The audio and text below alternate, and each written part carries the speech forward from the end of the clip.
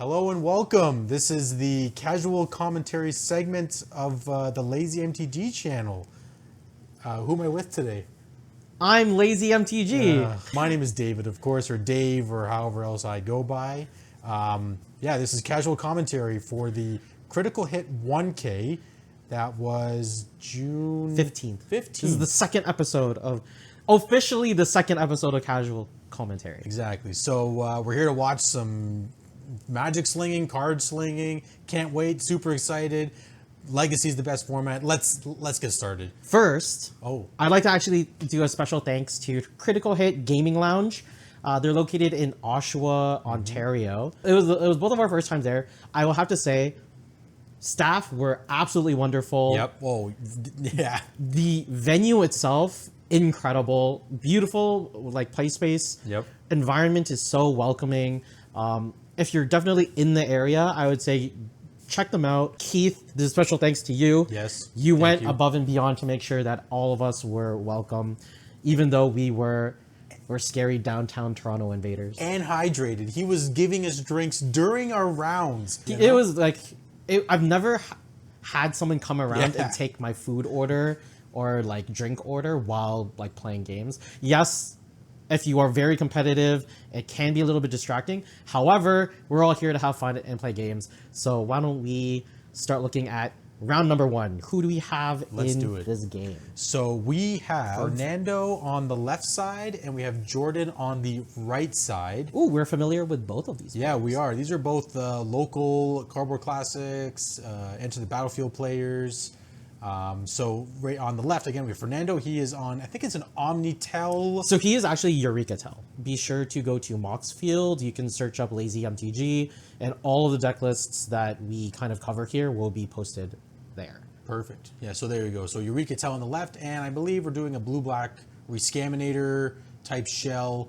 I'm not sure if there's any frogs, psychic frogs that is. There's no psychic frogs in Brodak's list. So there we go. So we're going to see a classic Reanimator. He's very stock, actually. Very stock, okay. Yeah, so I think he kind of wanted to come in and spike the tournament just a little bit.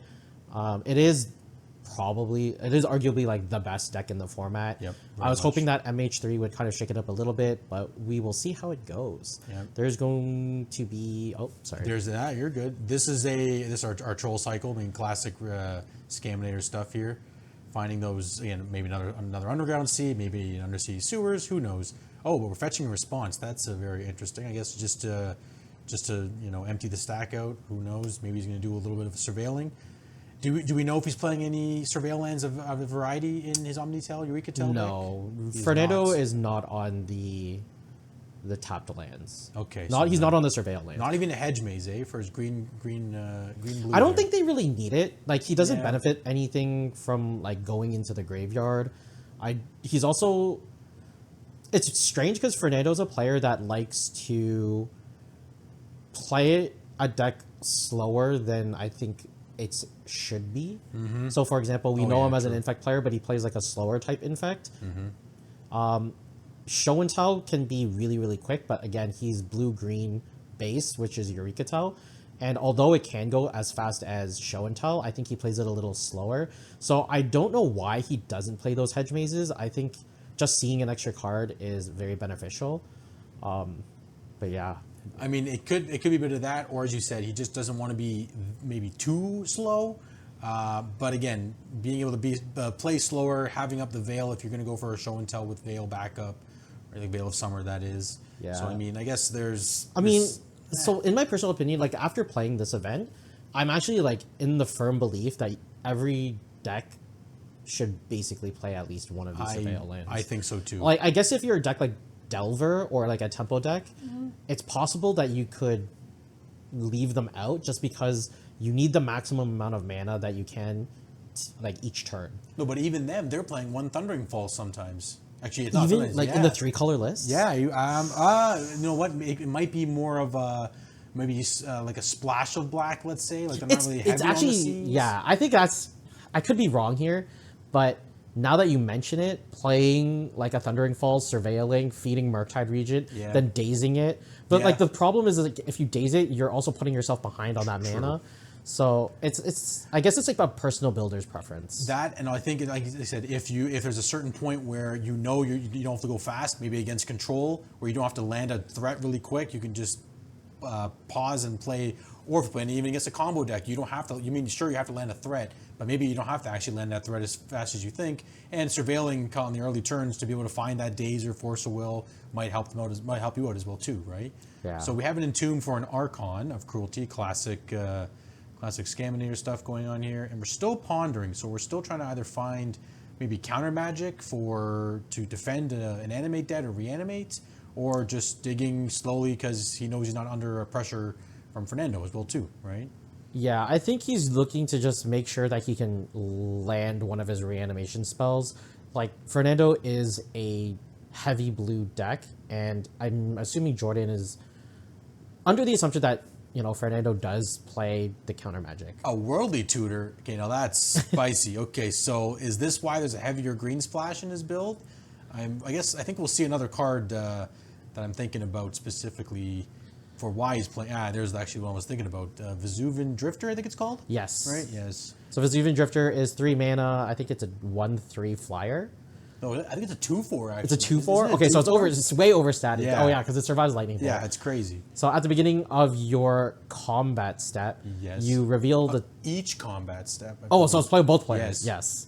So at the beginning of each combat step, do you reveal or do you look at You it? look and then you may reveal.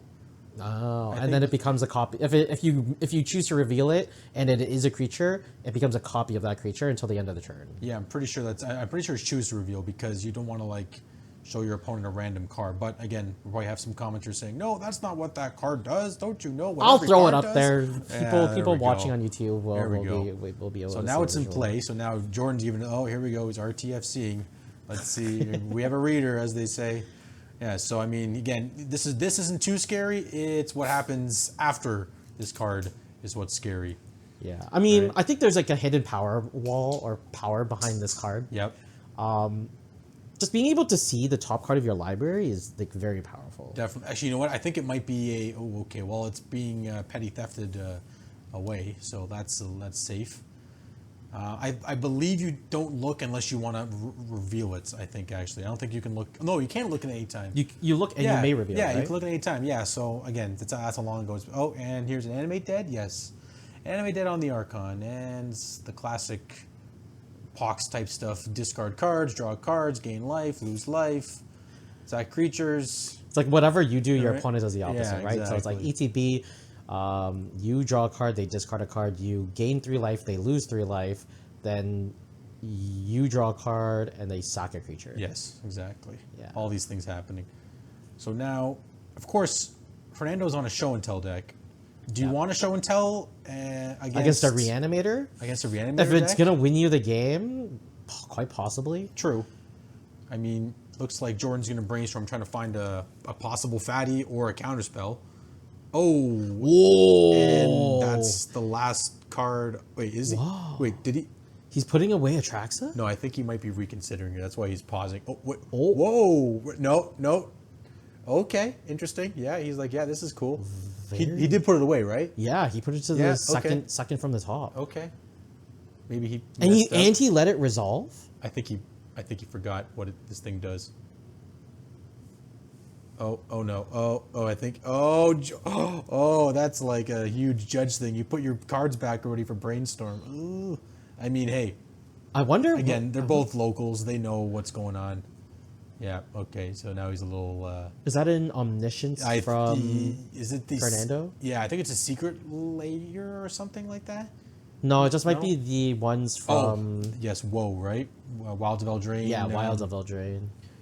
So I like when people do this now. Like, I know there's a certain guy on YouTube who does this kind of stuff where he organizes what gets flipped so that that's a lot of creatures. I know that is though. That is definitely didn't get as many different types, but I like how people organize so that you can see, they can see,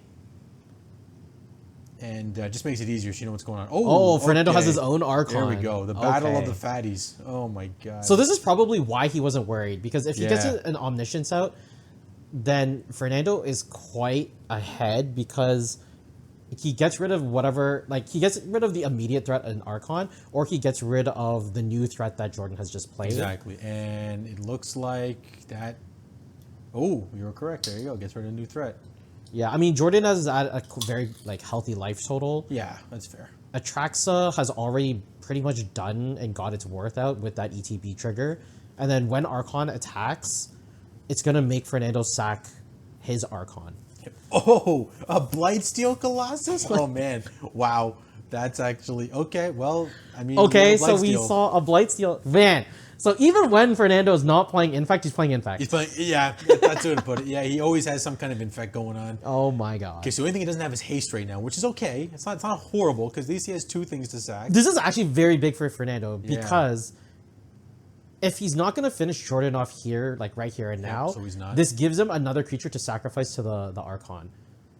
Correct. Exactly. Yes. This that's will what I mean, also yes. shuffle the Blightsteel away, so If it he doesn't get chooses, rid yeah. of it immediately. I mean, I would get rid of the This is me. I would just get rid of the Archon, to be honest, because if he doesn't have another creature to put into play, then he just gets to swing with the Blightsteel and he loses, right? So I guess yeah, we'll but see.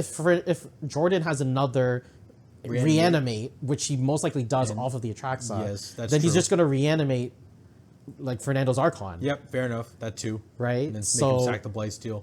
Yeah, so maybe Yeah, this was a yeah. critical error here, I think, because we can see in Jordan's Yeah. hand, he does have that animate dead. So if Jordan goes for that animate dead, revives Fernando's Archon, he makes Fernando sacrifice the Blightsteel. And I think Yeah. this is, we're going to see Yeah, Jordan go for yeah. that. He sees the line. Yeah. This was a critical error from Fernando. Because, like, I don't think Fernando would care if...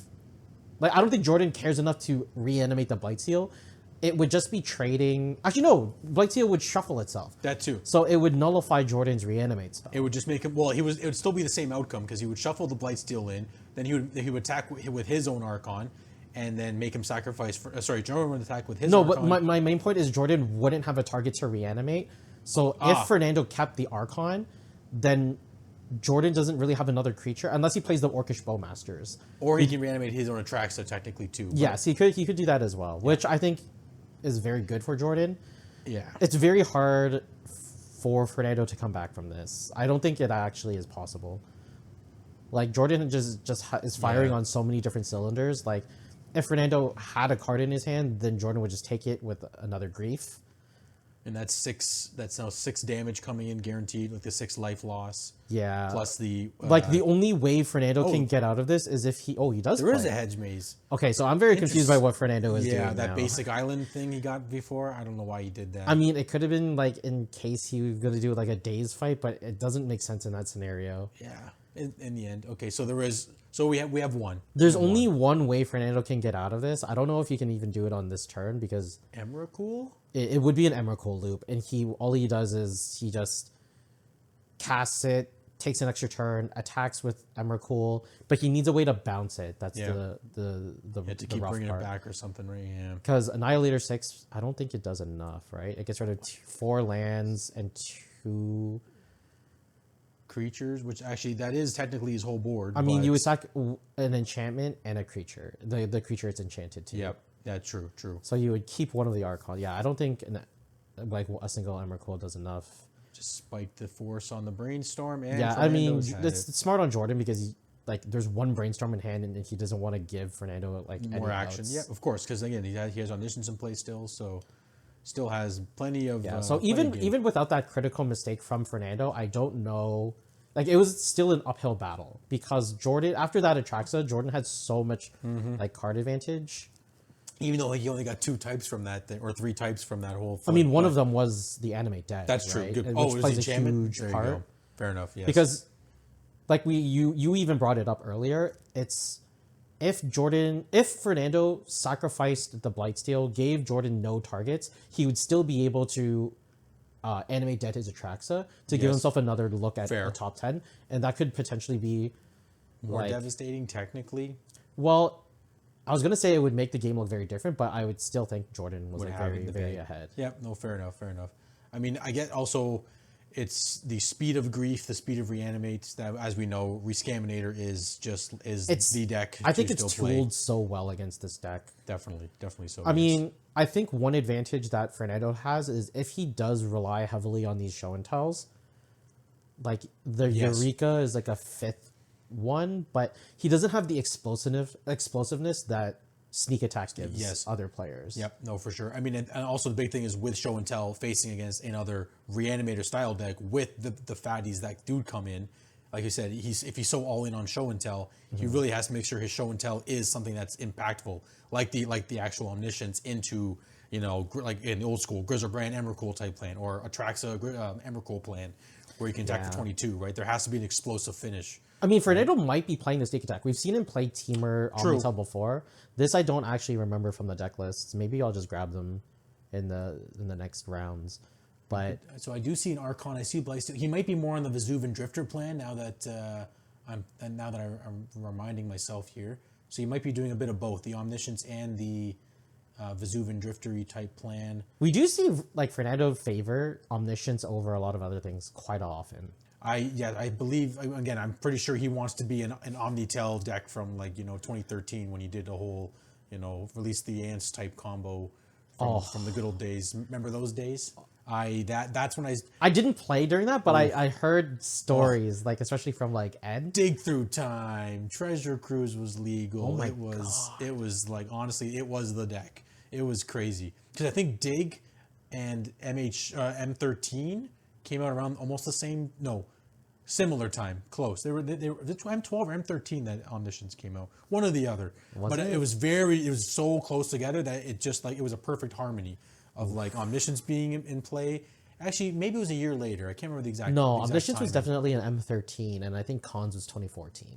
So there you go. So it was basically it was within the same standard. I think Dig. No wait, to rephrase that. Omniscience came out first, correct? And then Dig was just like sneak and show, became Omnitel, and then it just became a whole thing. Hence why Dig is basically banned, because that was just like the deck at the time.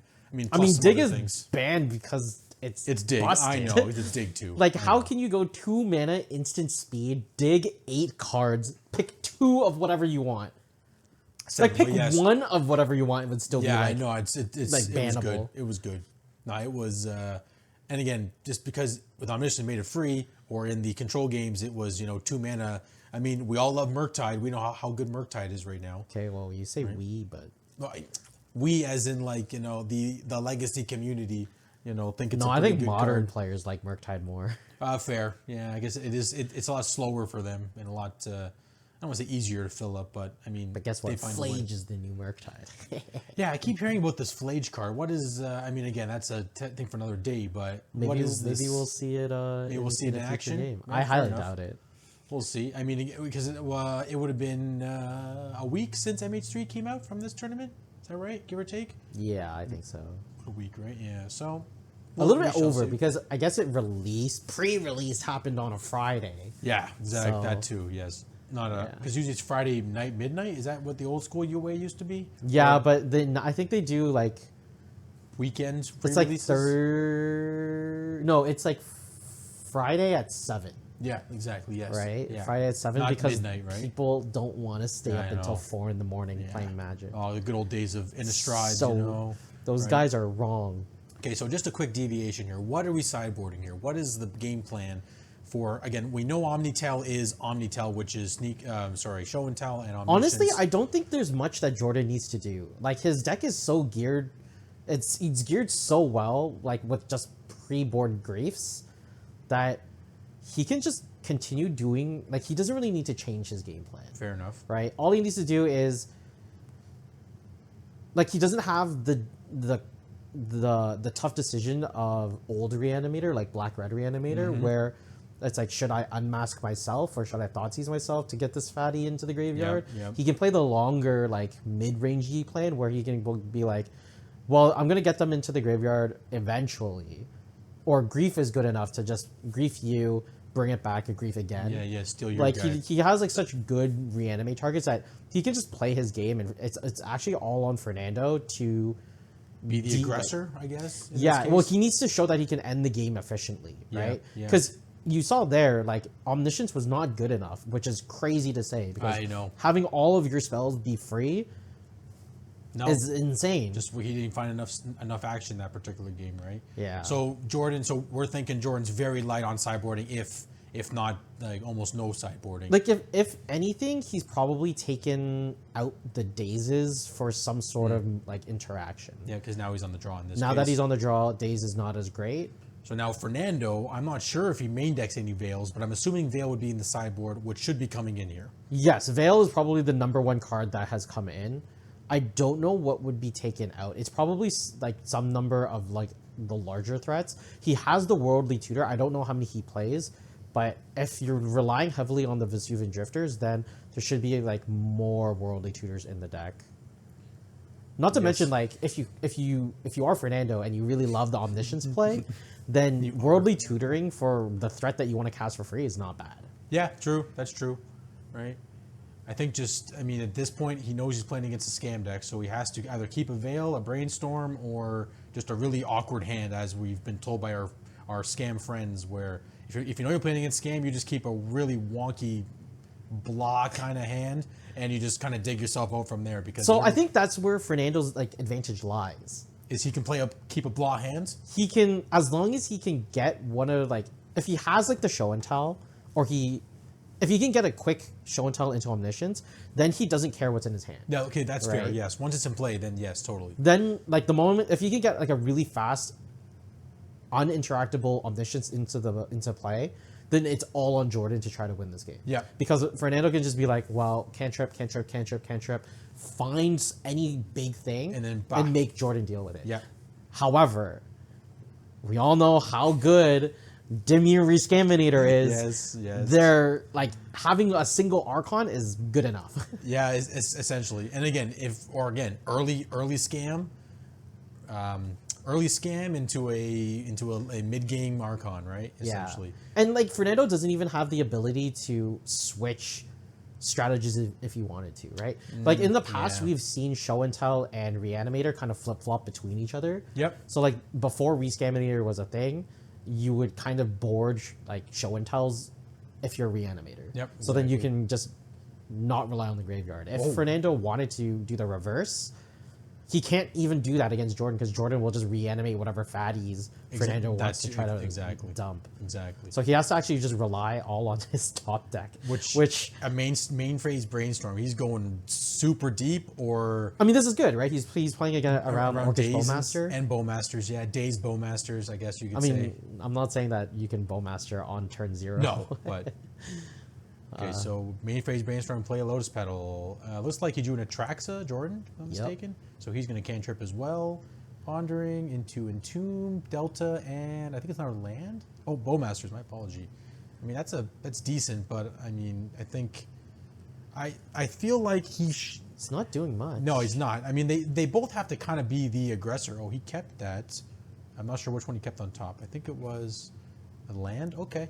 So I guess he's just like, I'm not under pressure. You're not doing anything. And top deck is Show and Tell. Okay, it's a good start. I don't think I see a bomb, though. Or is an Emrakul in hand? Yes, actually, there's Yeah, there is an Emrakul in hand. So we're off to the races. But I don't know what card is in his most left card. Well, let's see what this ponder's looking like here. Land, I think. Oh, that's a Graph Digger's Cage, right? Wait, what was that a ring, though? The top card? No, I think it was a Graph Digger's Cage. Oh, okay. Like an Altar one or something there? Okay. I think it was just the classic one. Or is it just the glare is throwing me off here? I think it might be the glare. I could be wrong. I don't know if it's a Graph Digger's Cage for sure. We're But it gonna would find make out. sense, Yes. right? You want to play the Graph Diggers against Because Jordan. what does that do for you? Nothing. Like, it doesn't hurt you in any way Yeah. that I can think of, right? So Graph Digger's Cage is a good Something nail I was sorely missing. in your sideboard. Yeah, in my sideboard. Gotcha, in your sideboard. In my sideboard. Gotcha. No, I mean, again, I think they're semi ships passing in the night because they both have a combo element. But as we said, Omnitel is Omnitel, whereas Rescaminator is just being able to early game scam. I'm surprised he didn't scam turn 1. I guess he thought that, again, there's no point of because I think I see a Grief in Jordan's hand, so I guess he just didn't care for the information at this moment. He wants Fernando to squirm a little bit to dig around. It like Jordan has double grief in hand, right? Yeah. He doesn't really need to do anything because he has that Atraxa now. Like, there's nothing really big that Jordan wants to take. He wants to kind of convince Fernando to be like, hey, you know what? I'm okay with you playing with your show and tell. I'll just put in my Atraxa and we'll see what you got. Yeah, exactly. Because digging 10 deep is really good. Yep, that's fair. Okay, so now we have land Bowmasters. Yeah, I think Jordan might be just content on playing the long game here. If Fernando continues to dig really hard, this Bowmaster is going to do pretty good. Definitely going to hurt because of all these little... Oh, okay, we're actually going with a grief, pitching grief. Okay. I mean, yeah, because I think the only other black cards is Bowmasters and Atraxa, so that makes sense. This allows him to rely on Bowmasters if Fernando keeps digging, and it allows him to keep the Atraxa if Fernando decides to show and tell. So if this grief resolves, I don't think we're going to see Jordan take that show and tell. And then that has to be like a red flag for Fernando, being like, well, Jordan must have something. Yeah.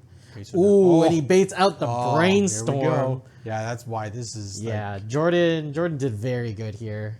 This deck is, oh man. That was a fantastic play. Very nice, yep. And get the C. Now this is going to be a lot of pressure against Fernando. That's going to be 4 damage, or 5 damage coming in every turn. Yep.